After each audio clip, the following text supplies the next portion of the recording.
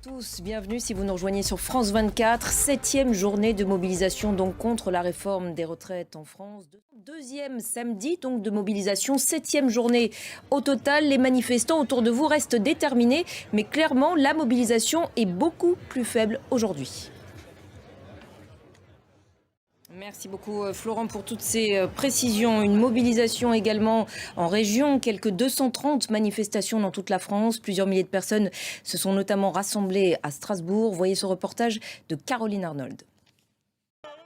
Je vous le disais également en titre, en Chine, au lendemain de la reconduction du président Xi Jinping à un troisième mandat historique, c'est un fidèle parmi les fidèles qui a été élu Premier ministre, Li Qiang, 63 ans. Il avait été propulsé il y a quelques mois numéro 2 du Parti communiste chinois. Laura Oudou. 12 ans déjà, jour pour jour, depuis la catastrophe nucléaire de Fukushima, causée par un tsunami meurtrier, lui-même provoqué par un séisme ultra-violent. Maintenant, 3 morts et 2 blessés aujourd'hui dans un bombardement russe sur Kherson dans le sud, 2 jours après des tirs d'artillerie sur la ville. Et alors que la guerre en Ukraine se poursuit, l'OTAN reste en alerte. La semaine dernière, un exercice militaire a été organisé en Méditerranée. 9 pays y ont participé, parmi lesquels les États-Unis, le Canada, la Turquie, l'Allemagne ou encore la France. Voyez ce reportage de Laurent Loglin et Amira Swilem.